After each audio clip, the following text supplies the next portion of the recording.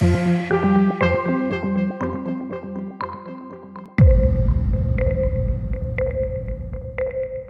been really fortunate over the last decade to be active in research and patient care for hereditary angioedema. And hereditary angioedema is a rare disease. It's about 1 in 50,000 people. And unfortunately, like most rare diseases, the majority of doctors have no idea about how to treat the disease and how to recognize and diagnose the disease. But actually, we've been very aggressive, the community who takes care of hereditary angioedema people, and we call it HAE for short, a much easier term to say. So we've been really advocating and testing for people who present with allergic skin rash that we call angioedema.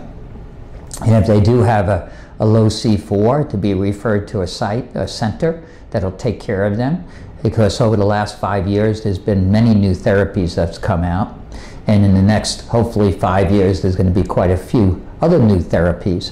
And since prior to 5 years ago, at least in the United States, unlike in Europe where they've had therapies available for 35 years, we really only had androgens that have a lot of adverse effects, and then fresh frozen plasma when people had an attack. And there's been no really good controlled studies demonstrating that fresh frozen plasma is even effective.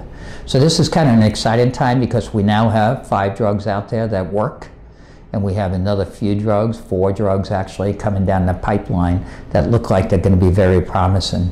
And for that reason, we've really gone for a time when hereditary angioedema was really an awful disease to have. It's still an awful disease to have, but where people were almost forced to be hermits and lost their work and had a lot of belly pain and a lot of swelling. Now we've gone to the point that if we treat early, most of those symptoms can be prevented. And now we have people working regular full-time jobs, actually flying international, with little concern about their disease. As long as they're knowledgeable about the disease, or they're willing to do self-medication, and if they're willing to travel with their medications, which is a little burden, but not a big burden because they're all injectable at this time.